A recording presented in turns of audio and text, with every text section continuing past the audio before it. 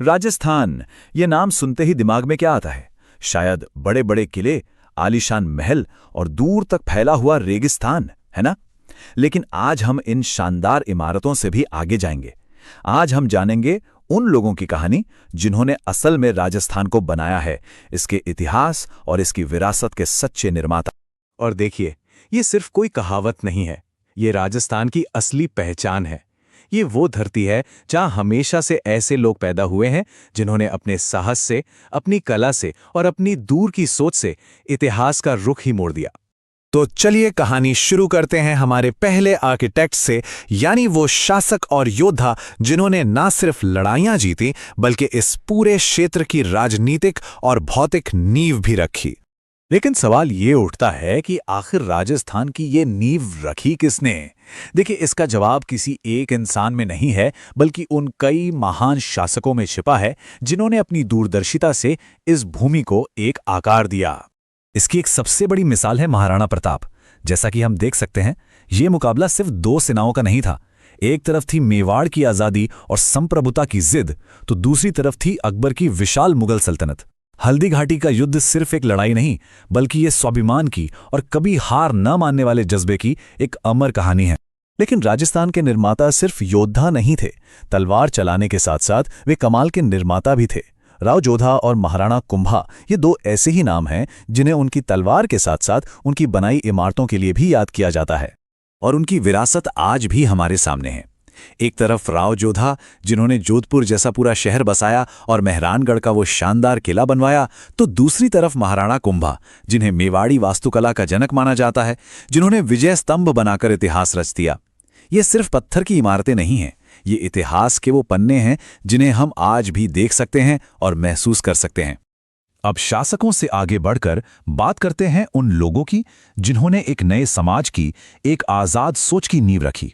ये थे क्रांति के निर्माता, जिन्होंने बदलाव के लिए अपनी जिंदगी लगा दी। जैसे कि विजय सिंह पथिक। उन्हें यूं ही भारत में किसान आंदोलन का जनक नहीं कहा जाता। क्यों? क्योंकि उन्होंने बिजोलिया में एक ऐसा कामयाब किसान आंदोलन खड़ा किया जिसने पूरे देश के लिए एक मिसाल कायम कर दी। सोचिए, ये कितनी बड़ी उपाधि है। और देखिए, क्रांति के लिए हमेशा हथियार ही जरूरी नहीं होते। कभी कभी शब्द तलवार से ज्यादा धारदार साबित होते हैं।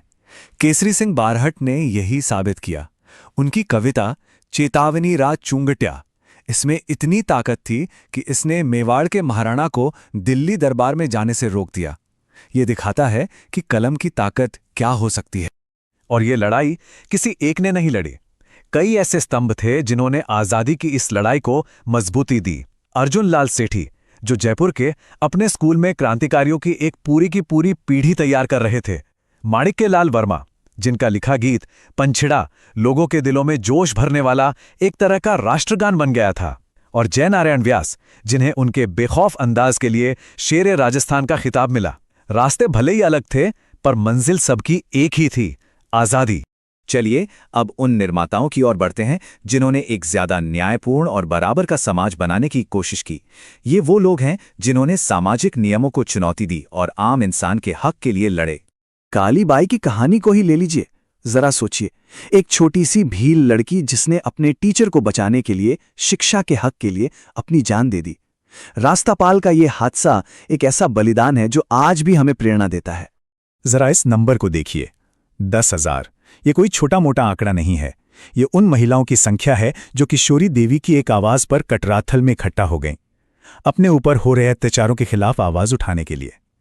ये दिखाता है कि जब एक साहसी महिला नेतृत्व करती है तो बदलाव की कितनी बड़ी लहर उठ सकती है।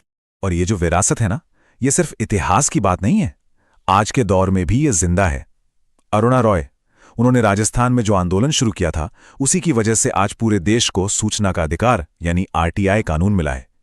ये बताता है कि राजस्थान की मिट्टी आज भी सामाजिक बदलाव की शिल्पकार है। और समाज का निर्माण कई तरीकों से होता है, जैसे डॉक्टर PK सेठी ने किया।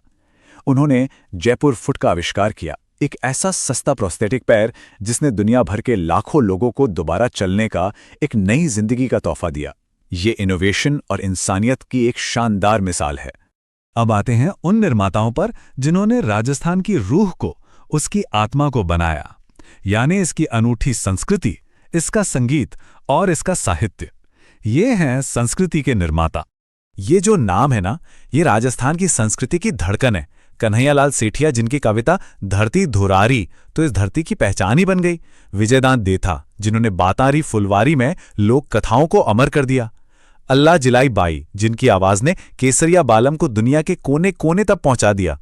और कोमल कोठारी, जिन्होंने रूपाएं संस्थान बनाकर लोक कलाओं को एक नई जिंदगी बख्शी। इन सब ने मिलकर राजस्थान की सांस्कृतिक पहचान को न सिर्फ जिंदा रखा, बल्कि दुनिया भर में इसका परचम लहराया। तो अब तक हमने क्या देखा? यही कि इन सभी निर्माताओं का काम सिर्फ इतिहास बनकर नहीं रह गया, बल्कि ये एक जीती जागती विरासत है जो आज भी हम सबको प्रभावित करती है। हमने उन शासकों को देखा जिन्होंने किले और राज्य बनाए, फिर उन क्रांतिकारियों को जाना जिन्होंने आजादी की नींव रखी। हमने उन समाज सुधारकों को समझा जिन्होंने न्याय के रास्ते खोले, और आखिर में उन कलाकारों को याद किया जिन्होंने इस धरती की आत्मा को अपनी कला से सींचा। तो आखिर में ये सवाल हमारे लिए है, किसी भी जगह की असली विरासत क्या होती है? उसके किले और महल, या फिर उसके लोग? इस पर